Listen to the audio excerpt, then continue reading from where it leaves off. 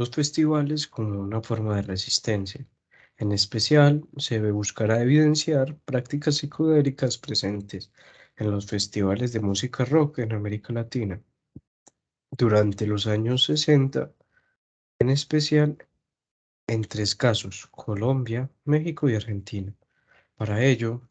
abarcaremos un recorrido por contexto, fuentes e interés de la investigación, marco teórico y conceptual. Se desarrollarán algunas ideas principales y se abarcará un poco en la pertinencia y justificación de dicho trabajo. Para ello también se hizo un análisis de la prensa en relación con la llegada de los movimientos psicodélicos a América Latina, donde se hacen visibles cómo las influencias de los movimientos juveniles mundiales impactan el ámbito americano. Eh, para ello, la prensa, revistas y periódicos serán la base de difusión de aquellos elementos estéticos, prácticas y espacios que consolidan los festivales de música rock para finales de la década de los 60. Para ello también se toma la metodología comparada o de historia comparada, mostrando tres casos de fuentes hemerográficas de tres países: Colombia, Argentina y México, las cuales son la revista Pelo, número 1, de febrero de 1971, publicada en Buenos Aires, Argentina. El periódico El Tiempo, del 18 de junio de 1971, publicado en Colombia. Revista Piedra Rodante, del número 1, publicada en México en 1971. La revolución mundial de alguna manera puede entenderse como un concepto que parte de Hobsbawm y del que vamos a hablar a profundidad más adelante, pero es necesario mencionar que para dicha época, los años 60 y 70, las diferentes formas de concebir el mundo desde la mentalidad de los jóvenes ponen en evidencia que la larga tradición que de alguna manera permitió la Segunda Guerra Mundial ha quedado en fragilidad referente a sus discursos. Es decir, en la larga década de los 60 se presentan una serie de movimientos sociales, estudiantiles y culturales que impulsan nuevas formas de pensamiento entre los jóvenes, aquellos que rechazan los paradigmas que se les imponía por parte de políticas de gobiernos militares, como de aquellas familias que sustentan la creencia de sus hijos en una moral común. Ya desde los años 50, luego de la Segunda Guerra Mundial, se presenta un ambiente internacional de tensión extrema entre las dos grandes potencias, que se sitúan como las dos grandes vencedoras de la Segunda Guerra Mundial: Estados Unidos y la Unión Soviética, cada país defendiendo sus ideologías económicas. Capitalismo y comunismo van a ser los principales actores del periodo de la Guerra Fría. El objetivo de este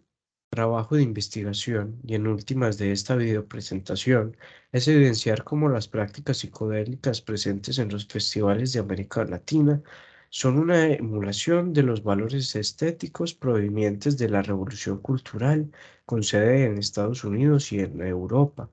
Por eso es tan necesario entender el panorama global y cómo aspectos como la guerra de Vietnam, entre otras, van a significar elementos de gran importancia a la hora del análisis. A la vez, también es necesario hablar de la psicodelia como una forma de vida y también de la importancia de Woodstock para este movimiento. Para hablar de ello, es necesario evidenciar que la psicodelia implica no solo el mundo de las drogas o la utilización de las drogas, en especial de la marihuana y el LSD, sino que también implica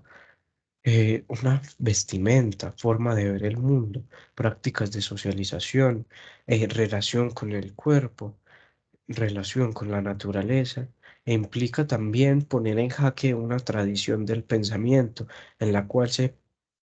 garantiza o se propende al orden, y ese orden cambia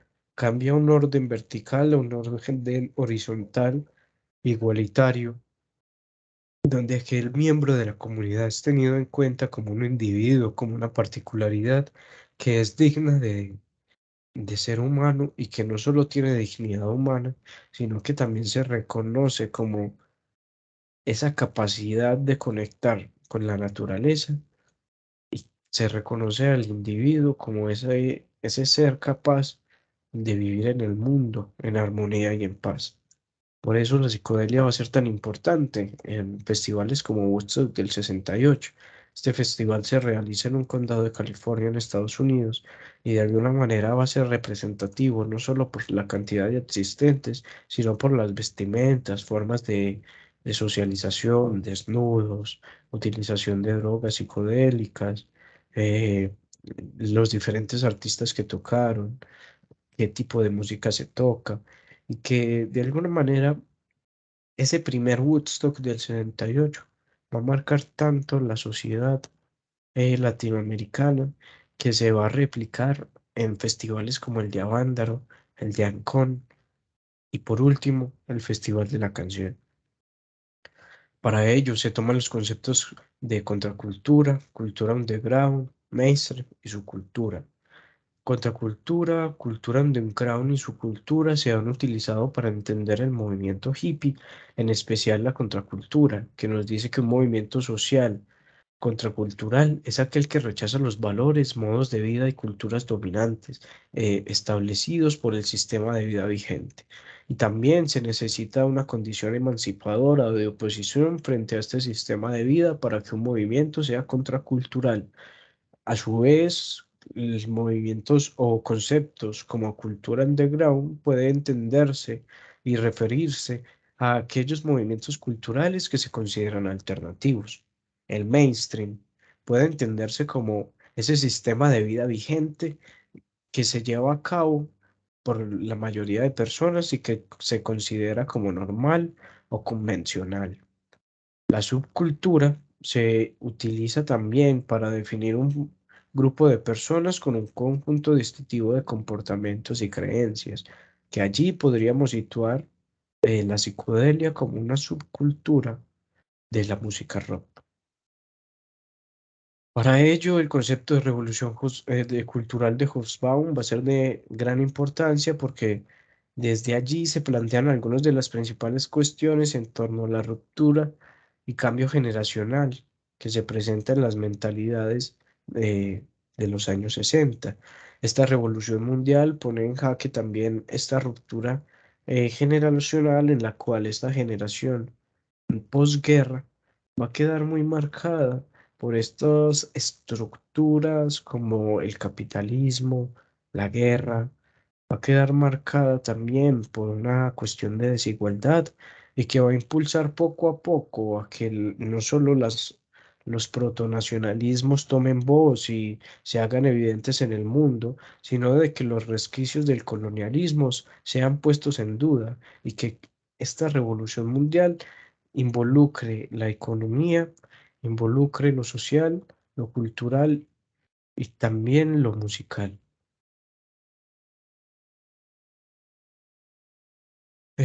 En Buenos Aires, Argentina, en 1969, se presenta el primer Festival de la Canción, que agrupa diferentes artistas en torno al rock y en torno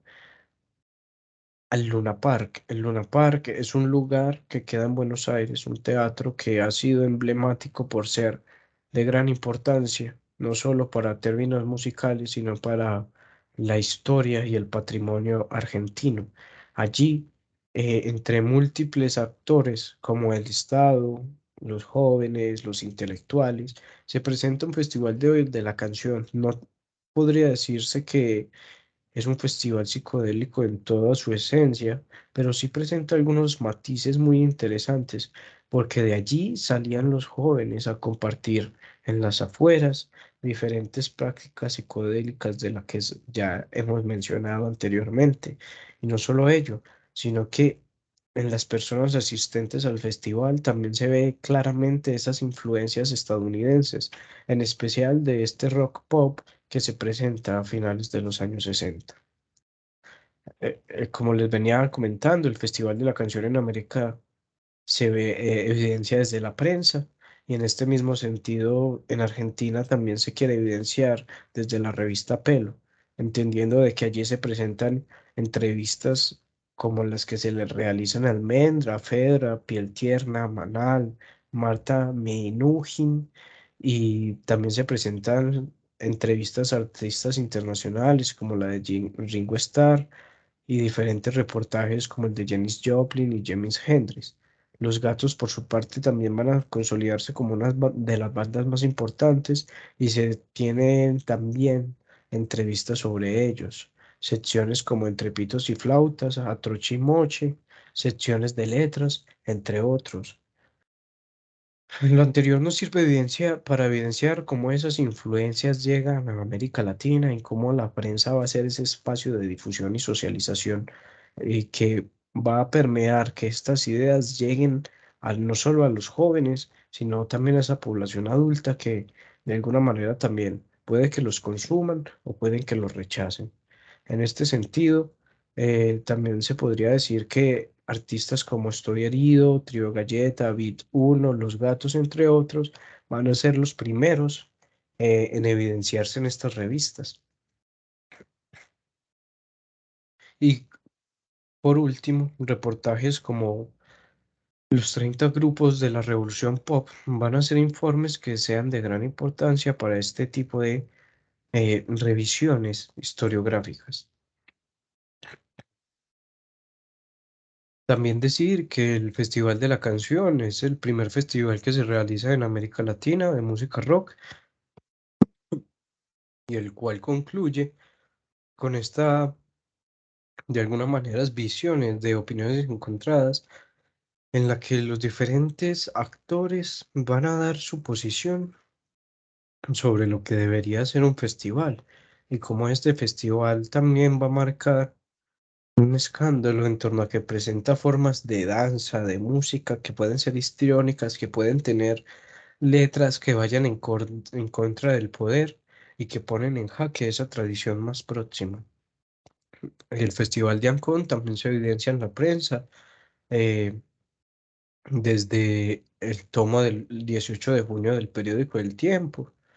Allí se van a evidenciar cómo estas prácticas también van a darse desde los movimientos hippies presentes en Colombia y cómo estas prácticas evidenciadas en primera plana, debido a que van a ser importantes para la época, van a mostrar diversos discursos y posturas en los que se encuentran aquellos que lo apoyan y aquellos que lo rechazan. Los festivales también van a ser espacios de socialización diferenciados que agrupan y asocian intereses comunes de la población joven. Ese joven que también se entiende como una categoría que está entre la niñez y la adultez y que de alguna manera se pone en duda por su incapacidad de reflexionar y tomar decisiones maduras, porque de alguna manera eso es lo que dice la tradición, que estos jóvenes es que simplemente quieren acabar con el orden establecido y que realmente no piensan por lo que se le conoce para la época como la generación perdida. Por último, una pregunta nos puede servir como punto importante y de anclaje, cómo en Medellín la psicodelia de dicha época presenta relaciones de cultura y contracultura. Va a ser la pregunta principal de este punto y que también se puede traspolar a los otros festivales. También estas experiencias compartidas en la prensa se evidencian en Ancón en 4 reportajes: el Festival Hippie, Reto a la Tradición, palabras de Monseñor Tulio Botero, Gonzalo Calle y Humberto Calle, la organización del Festival de Ancón, En Colombia no hay hippies, escrito por Germán Castro Caicedo. Y ya por último, para hablar un poco sobre la revista Piedra Rodante y el caso del Festival de Avándaro en México, vamos a entender esta portada, la cual quiere evidenciar la encuerada de Avándaro, se confiesa. Allí evidenciamos también de que prácticas como los desnudos van a ser muy llamativos no solo por lo que implica para la época en la tradición conservadora, sino porque también la persona que tiene esa experiencia de desnudo va a dar su posición sobre ello, mostrando de que no lo hace para estetizar la sexualidad, sino para demostrar una nueva relación del cuerpo que se plantea también desde esta psicodelia, entendiendo el cuerpo no solo como una extensión o como un objeto de pudor, sino también como un objeto de orgullo y de conocimiento. También podría decirse que la revista Piedra Rodante se publica entre 1971 y 1972 y fue el resultado de retratarle el surgimiento de la contracultura en México, con grandes influencias de los Estados Unidos. Allí se publicaron 8 números en los cuales se evidencian esas prácticas y que de alguna manera muestran también los estados de conciencia alterado y cómo la música va a fundamentar esto. En este momento se hacían diferentes formas de música, entre los que resaltan covers e incluso canciones de autoría propia, pero el rock psicodélico en México va a tener un gran impacto, sobre todo en artistas como Santana, quien va a demostrar que esta cultura mexicana va a integrar sonidos propios a los ya existentes del rock estadounidense. Y ya por último, se plantean dos conclusiones importantes. La primera es, se pueden rastrear en la prensa diversos discursos que circulan en la prensa, múltiples miradas, discursos sobre las prácticas psicodélicas. Allí en estos discursos que se rastrean y que circulan, hay múltiples versiones, unos están a favor y otros en contra, y van a ser como el principal elemento de esta investigación, evidenciar cómo estos discursos también van a permear la vida pública. Y la segunda conclusión es que los festivales que surgen al final de la década de los 60 y principios de los 70 en América Latina toman grandes influencias en el modelo de socialización y emancipación que se mostraron en los festivales de Woodstock del 69 y el 68 y Monterrey, que van a ser dos festivales realizados en Estados Unidos y que de alguna manera esta conclusión nos ayuda a esclarecer la tesis principal de esta investigación, que es querer evidenciar cómo estos movimientos o cómo estas prácticas psicodélicas son una emulación de aquellas presentadas en sectores como Europa y Estados Unidos. Muchas gracias.